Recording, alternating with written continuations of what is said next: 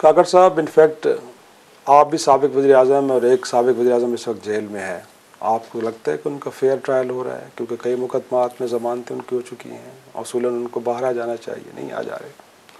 देखिए, पाकिस्तान की checkered political history है। यहाँ पे एक साबिक वज़ीर-ए-आज़म फांसी चढ़े हैं, एक साबिका वज़ीर-ए-आज़म साहिबा जो है उनकी शहादत हुई है, बहुत सारे जलावतन हुए हैं लोग ऐसी पोजीशंस पे पहुँच के। मेरे ख्याल में अब पाकिस्तान को अपने आप को सेटलमेंट की तरफ, डेमोक्रेटिक सेटलमेंट की तरफ लेके जाना चाहिए, इंस्टीट्यूशनल सेटलमेंट की तरफ लेकर जाना चाहिए। लेकिन उसमें अगर कोई एक फरीक ये समझता है कि वो ऐनुल हक के दर्जे पर और हक़ुल यकीन के दर्जे पर फायज़ है और दूसरा जो है ना वो इब्लीसी है, इस तरह की रेडिकल पोजीशन से सेटलमेंट ज़रा मुश्किल हो जाएगी। लेकिन वो तो है। और को एग्जिस्टेंस की बात जो है ना, बतौर माशरा अगर हम इसको परवान ना चढ़ाएं, इसको बढ़ावा ना दें, मैं ये समझूं कि मैं शाहिद साहब का ख़ात्मा कर दूंगा, शाहिद साहब समझे कि मेरा ख़ात्मा कर देंगे, ये मुमकिन नहीं है।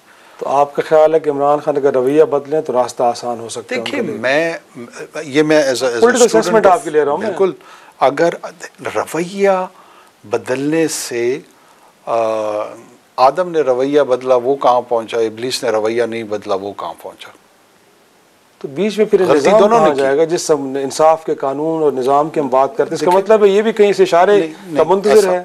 ऐसा कुछ नहीं है कि निज़ाम या इशारों का वो होगा। मैं सिर्फ रवैयों की बात कर रहा हूँ। जब आप एक मस्बत रवैया इख्तियार करते हैं किसी भी हवाले से, तो उसके पूरे कायनात में आपके वजूद पे, आपके आसपास असर पड़ना शुरू हो जाता है। सही है। आप जब एक मनफी एनर्जी में रह रहे होते हैं, उसके भी असरात पैदा होते हैं। तो पीटीआई एक बहुत बड़ी जमात है, उसका एक बहुत बड़ा सपोर्ट बेस है, थ्रू आउट पाकिस्तान उनका वजूद है। अगर कोई इससे इनकार करेगा तो ये तो हमाकत है। लेकिन उसके साथ साथ ही जो बाकी जमातें हैं, इनका भी तो वजूद है। ये भी अगर कोई ये समझे कि पाकिस्तान को वन पार्टी रूल की तरफ ले जाएगा, कि तो क्या ये पाकिस्तान की जमहूरियत के लिए, पाकिस्तान के माशरती निज़ाम के लिए कोई सेहतमंद रवैया है? मेरे ख्याल में तो बिल्कुल नहीं है। ये हेल्दी अपोजिंग फोर्सेस तो एक दूसरे के लिए वैसी होनी चाहिए। सही है। अगर कल को नेक्स्ट इलेक्शन होते हैं, पीटीआई हुकूमत पे आ जाती है, तो क्या ये बाकी जितनी जमातें हैं इनको बिल्डोज कर देना चाहिए, इनका खात्मा हो जाना चाहिए? तो पॉलिटिकल स्पेस दे के चलें आपके ख्याल में। लेकिन आपको लगता है कि इस वक्त डायलॉग हो रहे हैं, ये डायलॉग, और फिर कहा यह जा रहा है कि शायद सियासतदानों के हाथ में तो कुछ है नहीं, फैसले कहीं और हो रहे हैं, हुकूमत भी मुंतज़िर होती है कुछ इशारों के, तो आपको लगता है कि इस वक्त जो प्रोसेस चल रहा है मीनिंगफुल होगा, उसके नतीजे में कोई पॉलिटिकल स्पेस बनेगी तमाम फरीक? देखिए, मेरे ख्याल में एक बहुत अच्छी इब्तिदा है। और इब्तिदा इसलिए है कि उसमें पार्लियामान का जो कस्टोडियन है, स्पीकर, उसमें सेंट्रल रोल उसका है। और मैं पहली मरतबा देख रहा हूँ पीटीआई की लीडरशिप की जानिब से भी बड़ी मैच्योरिटी का मुजाहरा किया जा रहा है।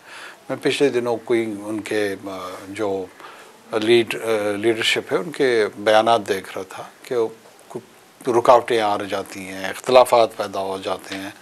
वो मरवत साहब हैं, असद कैसर साहब हैं, या बाकी इनकी जितनी लीडरशिप है, मैं नाम किसी का अगर नहीं ले रहा हूँ, बैरिस्टर गौहर हो गए, उमर अयूब साहब हो गए, उमर अयूब साहब, तमाम लोग हैं, इन्होंने उसको मज़ीद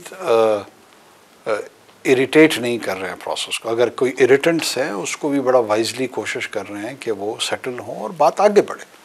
मेरे ख्याल में ये बड़ी दुरुस्त अप्रोच है, ये ठीक अप्रोच है। और हुकूमत की जानिब से भी मुझे नज़र आ रहा है कि वो चाहते हैं कि कोई सेंस ऑफ स्टेबिलिटी आए, कॉन्टीन्यूटी की जो सर्टेनिटी है वो स्टैब्लिश हो, उसके इम्पैक्ट इकनॉमिक इनिशिएटिव्स पे होगा। और जब बाकी तमाम, तो आप तो समझते हैं कि जो डिमांड्स है लॉजिकल हैं कि 26 नवंबर पे 9 मई पे कमीशन बना दें, सियासी कैदी उनको रिहा कर दें? शायद सब डिमांड रीजनेबल हो या अनरीजनेबल हो, इधर आपसे जानना चाह रहा हूँ, आप सियासी वर्कर हैं। देखिए, मैं फिर आपको अर्ज कर दूँ कि मैं चूँकि एक तो इस नेगोशिएशन का ज़ाहिर है एक ख़ुद हिस्सा नहीं हूँ। अगर मैं राय रखता भी हूँ तो उसका इजहार मैं इसलिए नहीं करूँगा कि मेरी राय की वजह से भी इस प्रोसेस पे मस्बत या मनफी असर दोनों पड़ सकते हैं।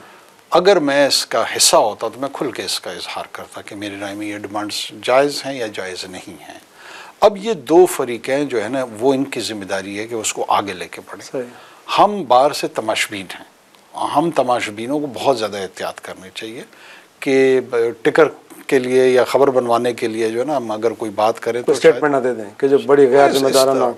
लेकिन इनफैक्ट जो कहा जा रहा है कि कहीं ना कहीं इस्टेब्लिशमेंट के साथ भी खुफिया राब्ते, वहाँ से भी कुछ ऑफ़र्स आती हैं। और ये भी मैं जानना चाहूँगा कि आपके दौर में भी कुछ ऑफर्स दी गई थी कि आप बाहर चले जाएं, इमरान खान साहब से कहा गया? नहीं है, मेरे इल्म में जब अटक जेल में थे तो उस वक्त उनको ऑफ़र की गई थी? नहीं, मेरे इल्म में ऐसी कोई चीज़ नहीं है कि उस दौर में उनको कोई इस किस्म की ऑफ़र की गई हो। न मेरे इल्म में अब है कि इस तरह की कोई बात किसी भी मुक़्तदरा के जानिब से या किसी और जानिब से गई हो। मेरी मालूमात नहीं है, हो सकता है हो, मुझे नहीं पता। और आपके ख्याल में प्रोसेस के अंदर इस्टेब्लिशमेंट कहीं उनका रोल नहीं है, वो बिल्कुल अलग थलग हैं और सियासी मामलात खुद सियासतदान ही देख रहे हैं? देखिए, मुझे सिग्नेचर नज़र नहीं आ रहे, मुझे सिग्नेचर नज़र नहीं आ रहे हैं। मैं आई साउंड वेरी नाइफ, मैं बड़ा सादा नज़र आऊँगा कि मैं ये कहूँ कि नहीं है या हैं, लेकिन मुझे सिग्नेचर नज़र नहीं आ रहे हैं। अगर कहीं होंगे तो लग रहा है कि बहुत कोई समझदारी से ये गुफ्तगू कर रहा है, लेकिन मुझे बज़ाहिर कोई नज़र नहीं आ रहा। अगर है तो मेरा गुमान और मेरा ख्याल ये है कि वो हुकूमत की तवस्सुत से होगा। जो भी उनकी राय होगी, जो कुछ वो कहना चाह रहे होंगे, वो हुकूमत के तवस्सुत से वो हुकूमत की तवस्सुत से कह रहे होंगे, जो मेरा ये ख्याल है। और लास्टली कोई ऐसा इंडिपेंडेंट वो नहीं होगा राब्ता कि वो हुकूमत से हट के कोई अलग गुफ्तगू करे, मुझे ऐसा नहीं लगता। शो को वाइंड अप करने जा रहे हैं। इनफैक्ट गवर्नेंस की भी थोड़ी सी बात कर लेते हैं। एक तो ये है कि इस वक्त इंटरनेट बंद है, मेरे ख्याल में आप ही के दौर में एक्स की बंदें शुरू हुई थी जो अभी तक कंटिन्यूशन में चल रही है, और बाकी भी कोई इंडिकेटर्स अगरचे कहीं थोड़े बहुत हैं कि इन्फ्लेशन नीचे आई है बट इन्वेस्टमेंट नहीं आ रही। कैसे देख रहे हैं ये अपने 5 साल पूरे करने वाली है हुकूमत? Quickly sir. देखिए जी, बिल्कुल उनको करना चाहिए, न करना जो है वो मुनासिब जमहूरी निज़ाम के लिए नहीं होगा। पार्लियामान को अपना वक्त पूरा करना चाहिए। पार्लियामान के अंदर अगर कोई नंबर की तब्दीली आती है और वो नई हुकूमत लाते हैं, ये उनका हक़ है। लेकिन पाकिस्तान आप ये ना भूलें कि जिस तरह के चैलेंजेस 2022 के बाद से आ रहे थे, इकनॉमिक चैलेंजेस की मैं बात करूं, हमने 14 अगस्त 2023 को जब टेक ओवर किया हुकूमत का, तो मुझे अच्छी तरीके से याद है 400 और 500 रुपए की प्रोजेक्शन लोग डॉलर की कर रहे थे कि 400 से 500 के बीच में रेट डालने वाला है। वो 320 से रिवर्स होकर हम जब गए 255 और 60 के बीच में छोड़ के गए थे। ये कोई मैक्रो लेवल पे शायद 15, 20, 25 अरब डॉलर का इम्पैक्ट पाकिस्तान की इकॉनमी पे आया, लेकिन कोई लफ्ज़ इस कॉन्टेक्स्ट में इस्तेमाल उसका नहीं हुआ कि कोई किसी ने कहा हो कि अच्छा यार इन्होंने कोई अच्छा काम किया, या उसको मौजूद बहस बनाते। उसके साथ साथ स्मगलिंग पे जिस तरह इन्फोर्समेंट के ज़रिए काम अफगान ट्रेड पे हुआ, ये Afghan refugees, illegal immigrants, refugees तो नहीं, इलीगल इमिग्रेंट्स की जिस तरह रिपैट्रिएशन पे बात हुई, FBR की रिफॉर्म्स पे काम हुआ। आज यकीनन वो जो इन्फ्लेशन रेट 4 या 4.1% पे आया है, हमें 36 और 37 का मिला था, 37 और 38 के बीच बेसाफ फराम कर गया उसकी।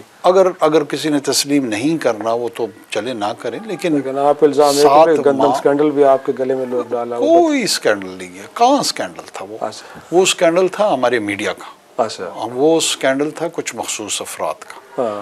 ये वो वाहिद स्कैंडल था जिसमें एक जिन्स की कीमत अर्जा हो गई। बाकी स्कैंडल्स में वो ग्रानी होती है, ग्रां फरोशी होती है और उससे लोग पैसा बनाते हैं। यहाँ पे सस्ती हुई, हमारे यहाँ जब रोटी सस्ती हुई तो कोई और क्रेडिट ले रहा था। लेकिन कहते काश्तकार रुल गया ना, उसको नुकसान हुआ। सर वो कहते हैं कि कई मरतबा इसको एक्सप्लेन कर चुका हूँ कि देखें, काश्तकार इंटरनेशनल मार्केट में वो थी, गंदम सस्ती हो गई थी। काश्तकार को हमने कमिटमेंट नहीं दी थी, काश्तकार को कमिटमेंट जाने वाली हुकूमत ने दी थी, और आने वाली हुकूमत ने उससे इनकार किया ख़रीदारी से। जब उनसे पूछा गया कि जी क्यों नहीं खरीद, जब उन्होंने एजिटेशन किया, कई निगरान हुकूमत ने बहुत ज़्यादा गंदम मंगा ली है। पता लगा कितनी ज़्यादा गंदम मंगाई है, 4 लाख टन।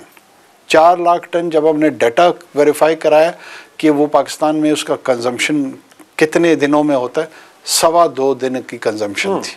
2.25 दिन की एक्स्ट्रा गंदम बकौल इनके हमारे दौर में आई और उससे तूफ़ान खड़ा हो गया। असल मसला ये था कि इन्होंने जो ख़रीदारी नहीं की वो जो रेट्स डिटरमिन किए हुए थे इलेक्शन के आने वाले, आप आने वाली पंजाब और सिंध की हुकूमतों को जिम्मेदार करार दें। नहीं, मैं करार नहीं दूँ, लोग खुद सोचें सही, मैं करार दूँ या ना दूँ, ये इन्होंने डिटरमिन किया था और ख़रीदारी उन्होंने करनी थी। सिंध ख़रीदारी कर रही थी, पंजाब ने नहीं की, उसके फाइनेंशियल रीजंस थे। वो अल्लाह के फजल से हमारा कोई स्कैंडल न था न है। और मैं तो हमेशा से कहते आ रहा हूँ कि इस दुनिया और उस दुनिया दोनों में हम उसके लिए अकाउंटेबल और जवाबदेह हैं। कोई साबित करके बताएगा हमने क्या किया।